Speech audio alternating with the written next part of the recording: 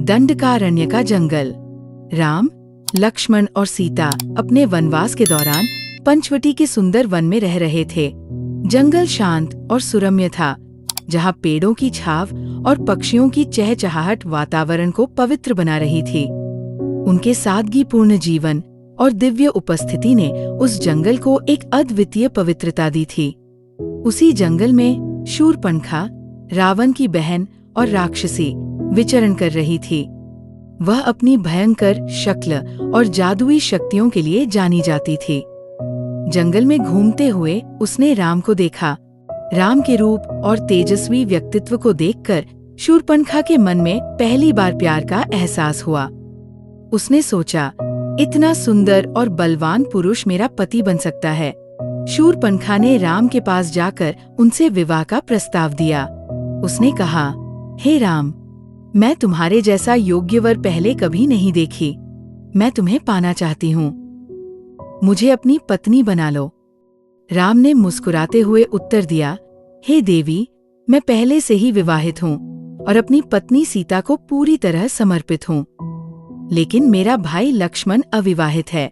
वह भी एक वीर और तेजस्वी पुरुष है। तुम्हें उससे बात करनी चाहिए।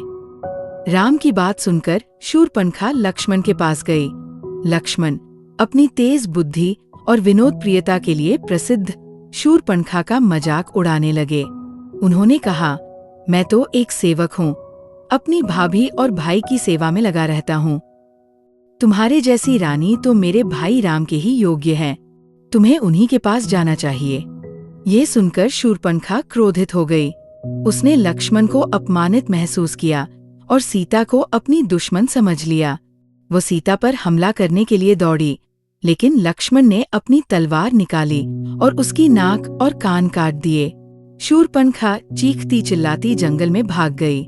उसका रक्त बह रहा था और उसकी चीखों ने पूरे जंगल को भयभीत कर दिया।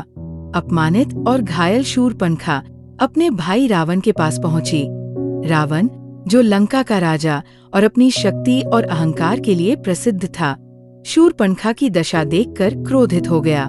शूर्पणखा ने अपनी व्यथा सुनाते हुए कहा, भैया, राम और लक्ष्मण ने मेरा अपमान किया और मेरी नाक कान काट दिए, लेकिन ये सब उनकी पत्नी सीता के कारण हुआ। उनकी सुंदरता ने मेरा सब कुछ छीन लिया। सीता की सुंदरता का वर्णन सुनकर रावण मोहित हो गया।